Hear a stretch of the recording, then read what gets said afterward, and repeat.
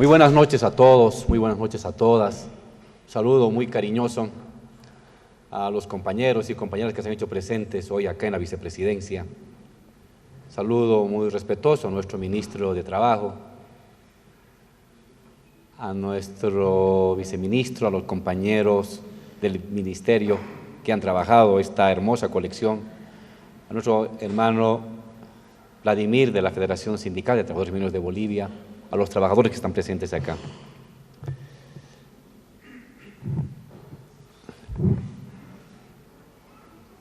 ¿Qué es lo que llevó a Tupac Katari, Julián Apaza, 25, 24 años, a caminar durante días y semanas enteras para reunirse clandestinamente con comunidades y preparar un gran levantamiento? Evidentemente su vida, su sufrimiento, pero como él, millones también sufrían. ¿Qué es lo que diferenció a Tupac Katari de otros que al igual que él sufrían, pero que no se animaban a caminar, a hilar, a tejer y a preparar una sublevación? Las convicciones. ¿Qué es lo que permite que, detenido en Ayoayo, traicionado por Ingalipe, sabía que lo iban a torturar, que lo iban a descuartizar, porque ese había sido el destino de Tupac Amaru? Y pese a eso, pese a su derrota, pese a que estaba perdido, tenía a su mujer detenida, a sus hermanos detenidos, a sus parientes muertos, Tupac Katari va al juicio y en el juicio no se arrepiente de nada. No se arrepiente de nada. Estaba la muerte al frente. Podía pedir perdón, podía decir me equivoqué, no hice bien, y en sus declaraciones no lo hace. Explica con sencillez por qué actuó como actuó y espera la muerte. ¿Por qué?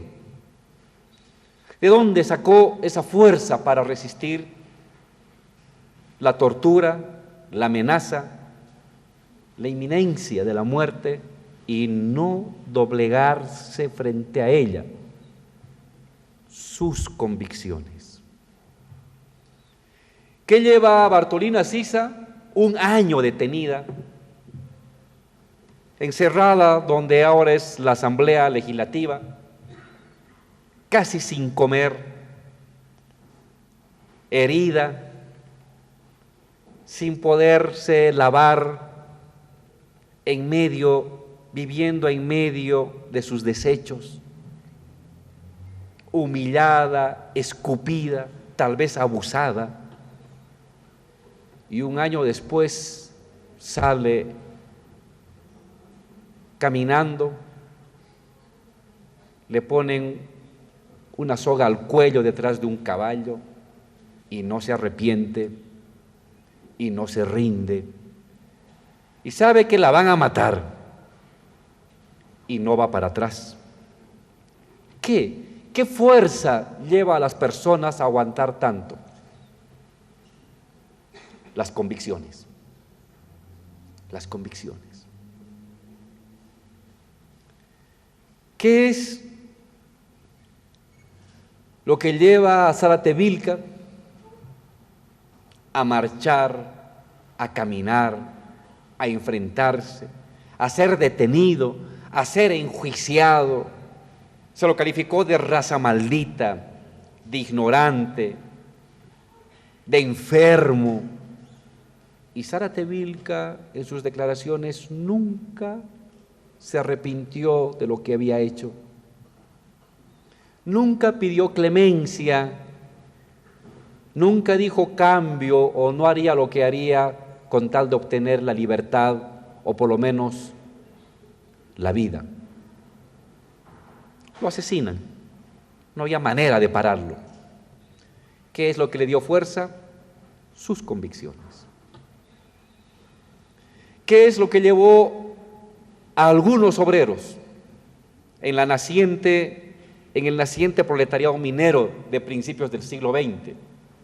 Productores de plata en decadencia, productores de estaño en ascenso. Hasta entonces no había sindicatos, había sociedades de socorro mutuo de los trabajadores. ¿Y qué es lo que lleva a los trabajadores a andar, a reunirse, a caminar, a juntarse los que viven en Yayagua con los que viven en Huanuni, con los que viven en Colquiri, con los que viven en Colquechaca, para dar pie a los primeros sindicatos en los años 20? Y luego los primeros sindicatos a la Federación Sindical en los años 40. ¿Qué lleva a esos mineros que durante 100 años no habían tenido sindicato y de pronto consideran útil el sindicato? Y no solamente el sindicato en un centro laboral, sino una unión de sindicatos, como va a ser la Federación de Mineros. ¿Qué los lleva? ¿Qué los empuja a unirse, a agruparse, a asociarse, a convertirse en el bastión de acero de la clase trabajadora boliviana durante 50 años? ¿Qué? Sus convicciones. ¿Qué es lo que los lleva a los mineros de Milluni cuando se descuelgan a la base aérea, toman la base aérea y luego se descuelgan por el bosquecillo para dar el remate final a la oligarquía minera del 52? O los de Huanuni y de Colquiri en Papelpampa, en abril del 52, para enfrentarse con dinamita, con fusiles de la guerra del Chaco, a el ejército de la oligarquía. Convicciones, convicciones, convicciones. ¿Qué es lo que permitió a muchos dirigentes fabriles que se sublevaron acá, los de la Soligno, los de la Said, los de la Forno, a enfrentar a un ejército poderosísimo que tenía cañones, que tenía ametralladoras pesadas, y ellos solamente con el viejo Mauser y con el viejo Piripipí, militarmente en desventaja total, espiritualmente en superioridad absoluta? ¿Qué? Convicciones, convicciones. ¿Qué es lo que ha permitido a muchos revolucionarios del mundo, Rusia, Estados Unidos, Alemania, Brasil, Argentina, Bolivia, Sudáfrica, China, soportar durante 10, 20, 30, 40 años derrota tras derrota, fracaso tras fracaso, muerte tras muerte, y no rendirse, y no cambiar de convicciones, y no cambiarse de partido, y no cambiar de ideología, y perseverar en que la lucha y la emancipación será obra de los trabajadores? ¿Cómo aguanta una persona 50 años en derrota total? ¿Cómo aguanta una persona viendo morir a sus camaradas, torturados, detenidos, perseguidos, y no cambiar de ideología, no cambiar de pensamiento, no pasarse al bando contrario? Convicciones, convicciones, certidumbres, principios. ¿Qué es lo que ha llevado a muchos de nuestros compañeros? Soportar el exilio, ver la familia destruida, las personas que más queremos perseguidas, detenidas, ver al camarada y al compañero de lucha, de sindicato, torturado, muerto. Y el hermano, el compañero, perseverar en lo que cree, en lo que piensa. Sus convicciones.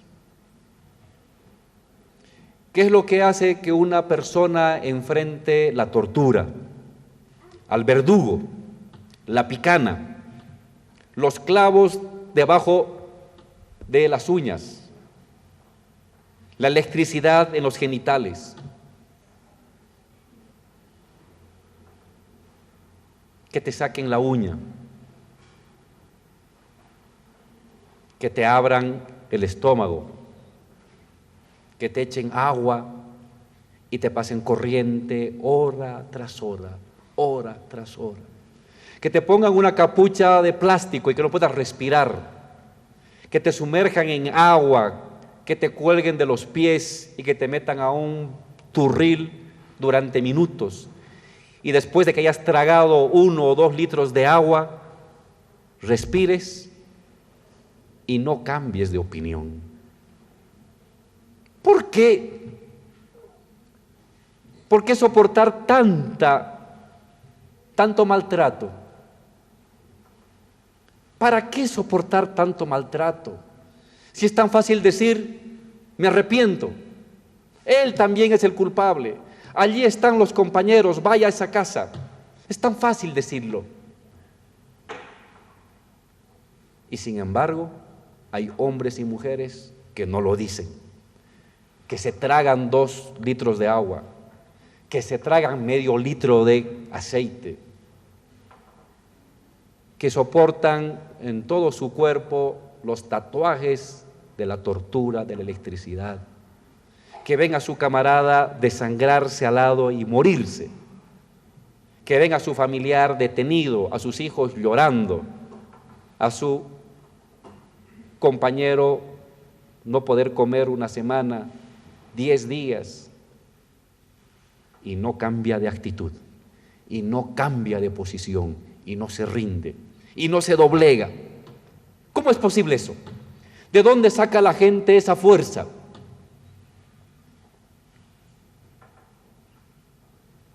De las convicciones, de los principios.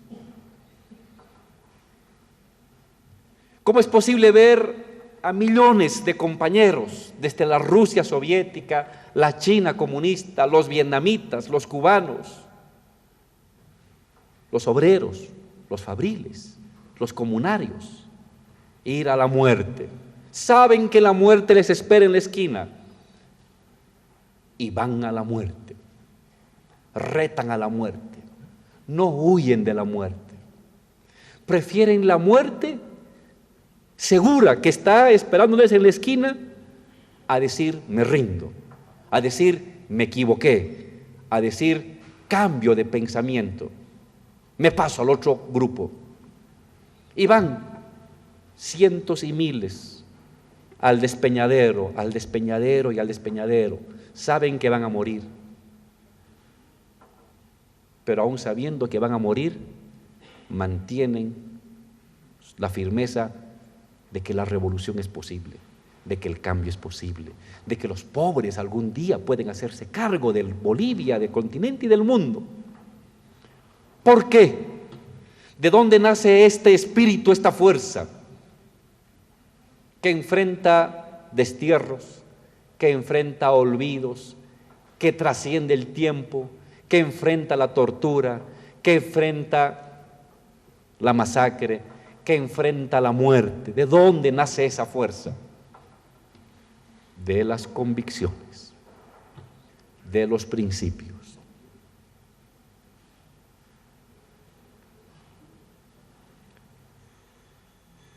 El punto de partida de la convicción y el principio, la condición de vida, el sufrimiento, la carencia, el maltrato, el oprobio, la discriminación. Pero no basta. Ese es el punto de partida. Pero sobre eso hay algo que convierte el sufrimiento, la experiencia de vida, lo convierte en combustible infinito para enfrentar la tortura, para enfrentar la persecución, para enfrentar el desprecio, para enfrentar la muerte, para enfrentar la cárcel. Eso se llama las convicciones. Las convicciones, los principios. La historia la hacen los pueblos. La historia de los países y de Bolivia y del mundo la hace el pueblo. Pero dentro de ese pueblo hay los núcleos acerados que convierten el sufrimiento del pueblo, que convierten el sacrificio del pueblo, que convierten la discriminación del pueblo en fuerza de movilización. Esos hombres y mujeres son los hombres y mujeres de convicciones. Ellos no hacen la historia, pero ayudan a hacer la historia. Ellos no son el pueblo, forman parte, el núcleo de acero del pueblo. Y cuando un pueblo es victorioso, siempre hay al interior de ese pueblo victorioso 1, 5, 10, 20, 500 núcleos de acero que han permitido convertir la pobreza y la discriminación en esperanza. La pobreza y la discriminación por sí misma también te puede llevar al derrotismo, al individualismo, al buscar la solución personal. Pero también la miseria, el abandono y la discriminación te pueden llevar a la victoria revolucionaria. ¿Qué diferencia un camino de otro camino? La existencia de estos núcleos de acero. La existencia de estos colectivos acerados dentro del pueblo, que son pueblo, pero que tienen la capacidad de producir esperanza, de producir colectivo, de producir comunidad, de sacrificarse para alcanzar el objetivo. De eso estamos hablando aquí, de los principios, de los principios. No hay revolución verdadera sin hombres y mujeres con principios. No hay revolución duradera sin hombres y mujeres portadores de convicciones. Cuanto más convicción hay, más fortaleza tiene el proceso revolucionario. Cuanto menos convicción hay, cuantos menos principios hay, los procesos son más débiles y son más fáciles de ser derrotados. Entonces, una tarea de los revolucionarios desde hace más de 200 años y para los siguientes 200 años es convertir el sufrimiento, la pobreza, la humillación, el desprecio, la explotación en esperanza. Y esa magia que convierte la pobreza y la explotación en esperanza y en comunidad, la clave para ello radica en los núcleos de acero, en los núcleos de los hombres y mujeres con principios, de los hombres y mujeres con convicciones.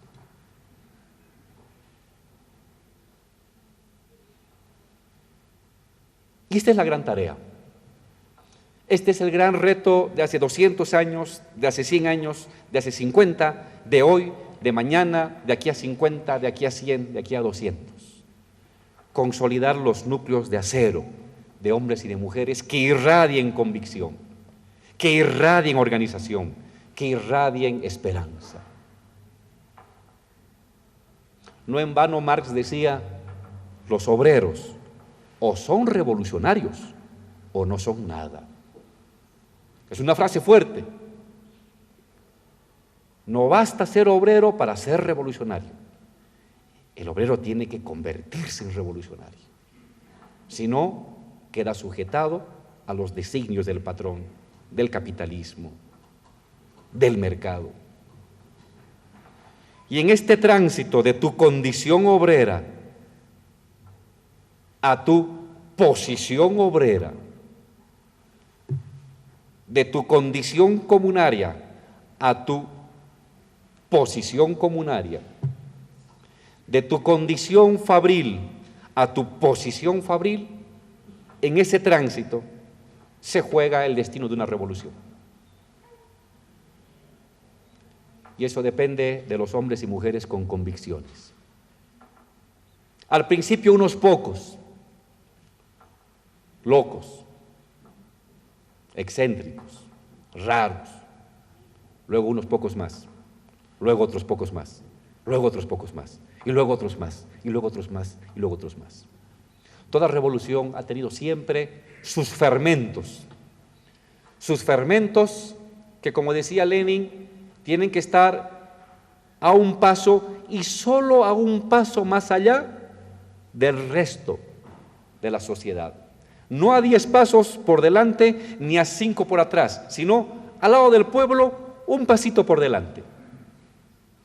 Esos que están un pasito por delante y nada más que un paso son el núcleo acerado. Se le puede llamar la vanguardia, se le puede llamar los imprescindibles. Yo simplemente los llamo los hombres y mujeres de convicción, los líderes, los fermentos. Parte del pueblo, pero parte acerada del pueblo. No vienen ni de afuera del pueblo, ni son algo externo al pueblo, son parte del pueblo. Forman parte de la clase trabajadora, de la clase obrera, de la clase fabril, de la clase minera, de los campesinos, de los comunarios, pero son un núcleo acerado de los obreros, un núcleo acerado de los campesinos, un núcleo acerado de los comunarios, un núcleo acerado de los jóvenes, un núcleo acerado de los mineros. Sus núcleos acerados son los centros que irradian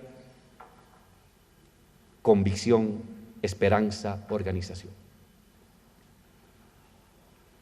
Y una revolución ha de retroalimentarse, ha de prolongarse, ha de reinventarse permanentemente si es capaz de regenerar, de reproducir estos núcleos acerados al interior del pueblo.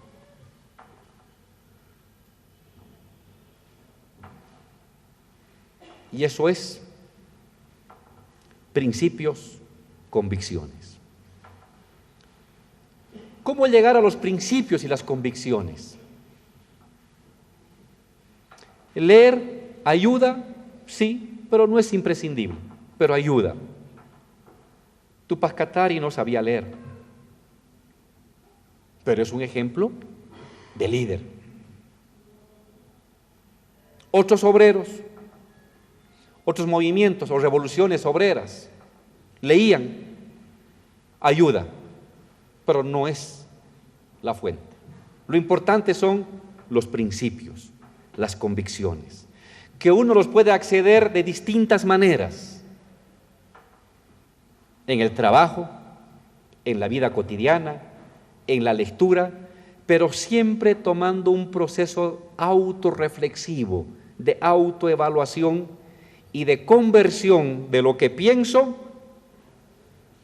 en fuerza moral y ética de lo que hago. Cuando se sintoniza lo que pienso, lo que leo, con lo que hago, hay el principio. Porque puedo leer 1000 cosas, pero si no convierto la lectura en el principio moral y ético de mi comportamiento, no tengo principios. Tengo lectura, pero no tengo principios.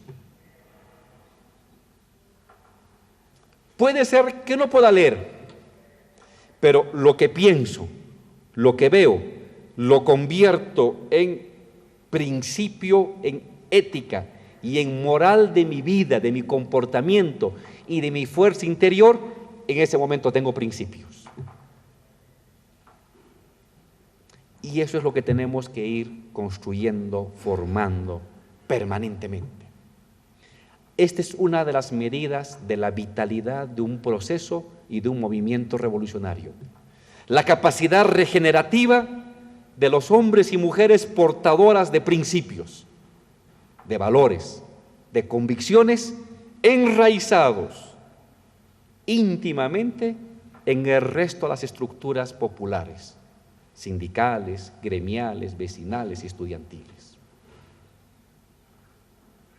Es otra vez el debate sobre el tema de la vanguardia, pero no en la versión cautquista, de decir, la vanguardia viene por fuera de la clase. No, la vanguardia surge desde dentro de la clase, desde dentro de las clases sociales, pero es su núcleo acerado. Surge de ahí, pero los mejores. ¿Qué es ser el mejor? ¿El que lee más? No. ¿El que habla más? Tampoco. ¿El que grita más? Tampoco. El mejor es el que siempre está pensando en los demás, el que siempre está tomando en cuenta los intereses del colectivo y no el interés personal, el que siempre está dispuesto a sacrificar él con su vida, con su cuerpo, con su piel, lo que cree, lo que siempre está dispuesto a aprender de los demás y siempre es él primero en las tareas más arriesgadas, más complicadas, más sacrificadas. El mejor no es el que hoy está a la cabeza y se luce.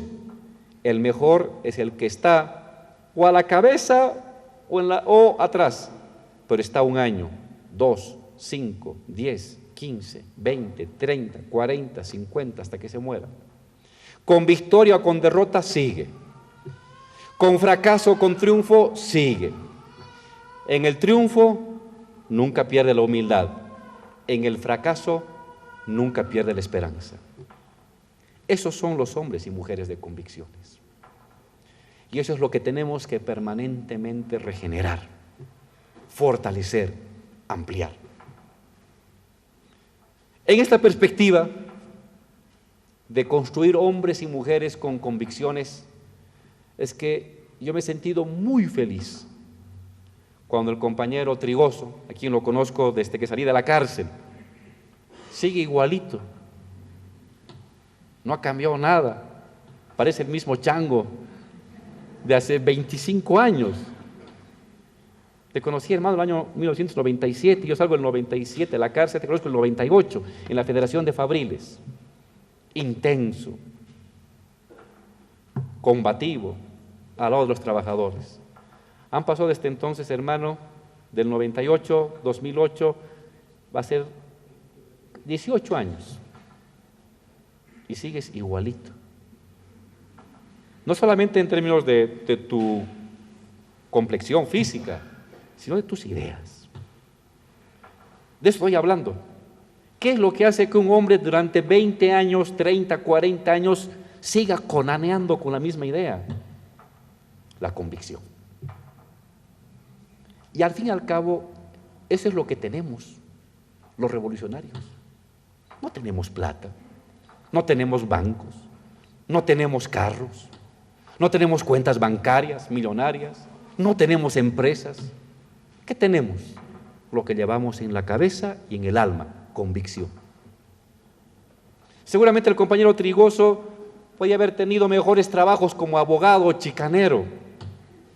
Te hubiera ido infinitamente mejor, no hubieras hecho sufrir a tu familia. Y seguramente muchos de nosotros lo mismo. Pero seguimos con una idea. Nos fue bien o nos fue mal con la misma idea, con la misma convicción, con el mismo compromiso y entrega por lo que es la emancipación de todos. Hombres que no tienen nada más que sus ideas y que no quieren nada más que el beneficio de todos y el olvido de uno. Ese es un revolucionario. Aquel que no está pensando en la fama, sino que está pensando en la victoria de todos y uno como un hueso blanco que brilla ante el sol y nada más, olvidado en un camino de miles de huesos que habrán dejado otros para el camino de la victoria. Y entonces cuando el compañero Trigoso comenzó a mostrarme primero un librito, muy bien, luego apareció otro librito, más interesante, luego aparece otro, mejor también. Y cuando luego nos damos cuenta que el compañero Trigoso con la gente del Ministerio de Trabajo había hecho toda una colección de libros de primera, dije, ay, ojalá tuviéramos más Trigosos que hicieran este tipo de trabajo, mi hermano, porque esto es tesoro. Esto es un tesoro, mi hermano. Esto no es ni para él ni para mí. Es para los obreros, es para las comunidades, es para los jóvenes. Nosotros ya estamos viejos de haber leído esto, pero otra gente no ha leído. Y quizás nosotros no hicimos tan bien las cosas, que otros lo hagan mejor. Quizás nosotros no fuimos tan consecuentes, que otros sean más consecuentes. Para nosotros, nada. Para el resto, todo. Eso es lo que guía la publicación de esta hermosa biblioteca, que yo la considero, compañero Trigoso, es una biblioteca para formar cuadros políticos, para formar los imprescindibles, para formar el núcleo acerado de los procesos revolucionarios. Esos hombres y mujeres que convierten el sufrimiento y la explotación en esperanza de emancipación y que lo hacen por 1 año, por 5, por 10, por 20, por 30, por 100, por 500 y por 1000 años. De eso se trata, esa es la revolución. Y estos libros que está sacando el Ministerio de Trabajo son una belleza. Algunos no son tan conocidos y ya son ediciones agotadas. Este de Agustín Baracelli, por ejemplo, es un clásico, Medio siglo de luchas sindicales revolucionarias. Es desde los principios del siglo XX hasta fines de los años 50. Es un texto agotado, es una edición rara, la ha reeditado. Yo hacía leer esto a mis estudiantes de sociología, les hacía leer a los compañeros para hacer un taller de sociología del trabajo. Y luego para leer en las células de los compañeros, quizás no leer todo, leer un capítulo o 2 capítulos de cómo surge el sindicalismo, del papel del sindicalismo en los momentos fundamentales. Es un texto de oro, este texto de Baracelli. Este que es también otra joyita, ABC del sindicalismo. O sea, para meterlo, hermano, en el bolsillo.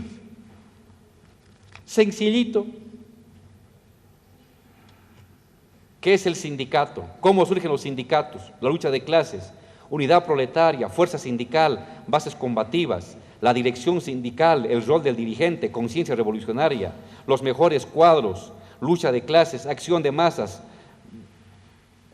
unidad en la lucha, partido y sindicato, métodos de lucha, bloqueos, paros nacionales, autocrucifixión, reclamos colectivos, otras medidas de presión, huelga de solidaridad, huelga de hambre, huelga generalizada.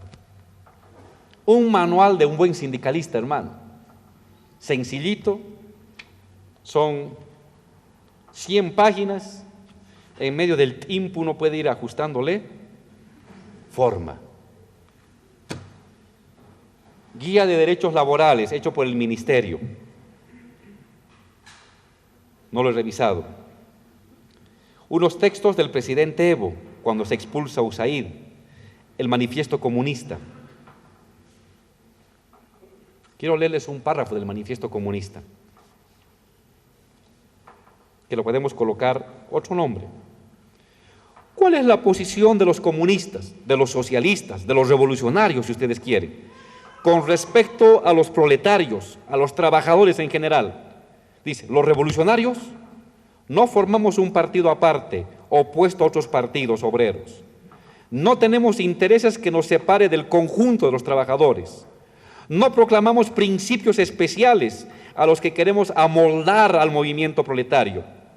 Los revolucionarios, los comunistas, dice Marx, solo se distinguen de los demás en que, por una parte, en las diferentes luchas nacionales destacan y hacen valer los intereses comunes de la clase trabajadora, Y por otra parte, en que en las diferentes fases del desarrollo por la que pasa la lucha de los trabajadores, representan siempre los intereses del movimiento en su conjunto. Ese es un revolucionario, representar, mover el interés en su conjunto. Marx no está aceptando que puede haber varios partidos. El revolucionario se va a distinguir porque siempre está pensando en todos, en el interés en su conjunto, en el movimiento en su conjunto, no en el movimiento en una particularidad, en un sector, sino qué es lo que conviene a la totalidad de los trabajadores, no solamente qué le conviene a mi sector y este sector. La diferencia entre un revolucionario y uno que no es revolucionario es que el revolucionario piensa en la totalidad de los trabajadores, en el movimiento de todos y no solamente en el movimiento de una parte. Frase hermosísima. Y de eso se trata, de cómo formamos esos compañeros, que tengan en su mente, en su corazón los principios de representar, de defender, de luchar, de entregarse por los intereses de todos, no por los intereses solamente de tal o cual sector, de tal o cual segmento, sino por los intereses generales de los trabajadores de Bolivia, de América Latina y del mundo. Este hermoso texto. Hay otro texto del presidente Evo en defensa de la coca, 32 años de ADEPCOCA. Nos enfrentamos al saqueo neoliberal del presidente Evo. Un texto de un compañero que acompañó mucho las luchas obreras, Aníbal Aguilar Peñarrieta, un asesor laboral. Neoliberalismo versus derecho social. Y otro de Pablo Ramos, nuestro compañero Pablo Ramos, que fue rector de la UNSA, fue gobernador. El neoliberalismo en acción, análisis crítico de la nueva política económica. Es un texto antiguo, pero muy útil en la formación, en la preparación de los trabajadores. Aquí hay otro texto, no sé quién lo ha escrito, creo que el compañero Alfredo, profundizar el proceso de cambio desde los movimientos sociales. Otro texto, el estado de la revolución, que decía el compañero ministro, y un texto mío sobre Estado y Nación. 10 años de la Constituyente, la compañera Luisa Limachi y Alfredo Rada. El texto de La estrategia imperialista para América Latina, del compañero Edgar Ramírez, ex ejecutivo de la Central Obrera Boliviana. La ideología de la izquierda en Bolivia, del compañero Andrés Solís Rada. Un texto mío sobre la Amazonía. Los textos de Inti Coco Combatientes, mi campaña junto al Che, de Inti Peredo, Inti Coco Combatientes, del compañero Antonio Peredo, que fue luego diputado y senador.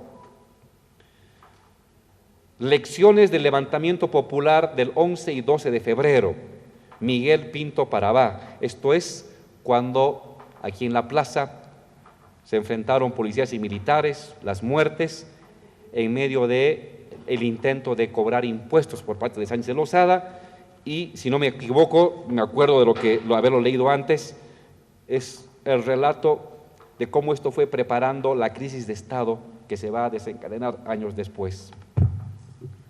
Y este es un texto también para llevarlo así, hermano, bajo el brazo. Todos los obreros deberían andar con todos los fabriles y mineros. Es la normativa laboral 2006-2015, es decir, todos los decretos y las leyes que ha sacado el presidente Evo en favor de los trabajadores. De eso se trata, está aquí, ¿no? Hay muchas cosas que incluso aún no las usamos, no las aplicamos, no por falta de voluntad, sino por falta de haberlo leído, de haber conocido lo que está aquí escrito. Esto es un texto hermosísimo. Yo también ya le he pedido al compañero para andar con mi libro rojo bajo el brazo.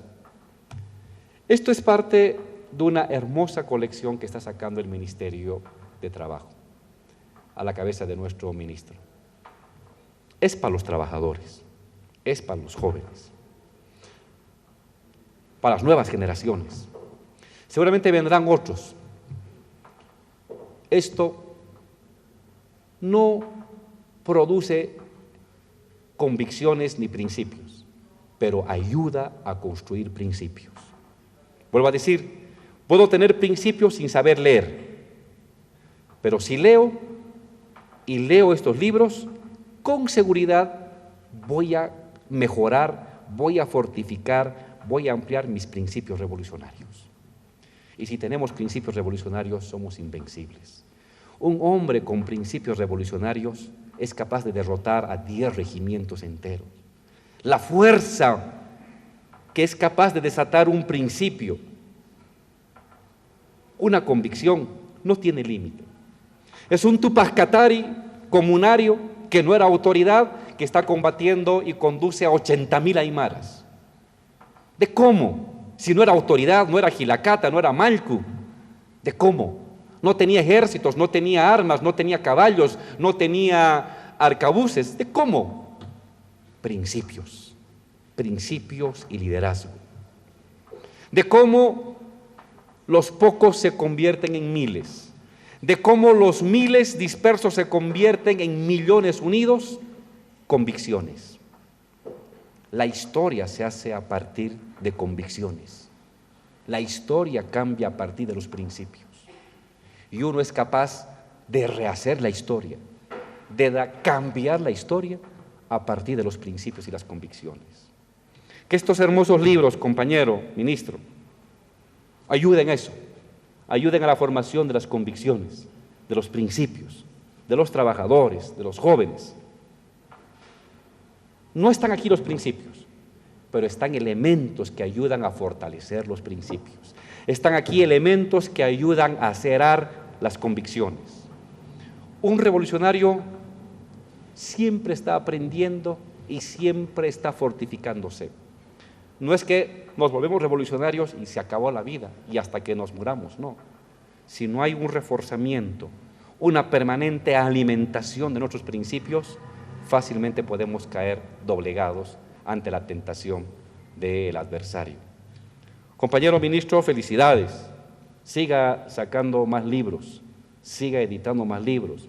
Haga llegar a los compañeros, a las fábricas, a las minas. Hagamos cursos con esto, con los jóvenes en las universidades. Necesitamos ello, necesitamos eso.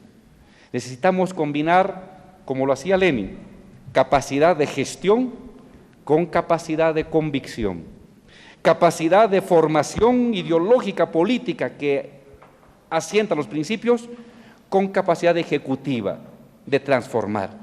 Eso es el Estado. Materia, idea. Convicciones, ejecuciones, decisiones que transforman la vida. Le felicito, ministro. Edite más. Soy su fiel seguidor. Colecciono sus libros. Distribuyo sus libros. Vuelva a esa vieja, antigua práctica bolchevique. Arme grupos de lectura. Necesitamos cientos de grupos de lectura. Menos grupos que se reúnen para buscar cargos. Más grupos de gente que se reúne a debatir, a formarse. Cuantos más tengamos de eso, es que estamos bien. Cuando no tengamos grupos de formación, es que llegamos a nuestro límite.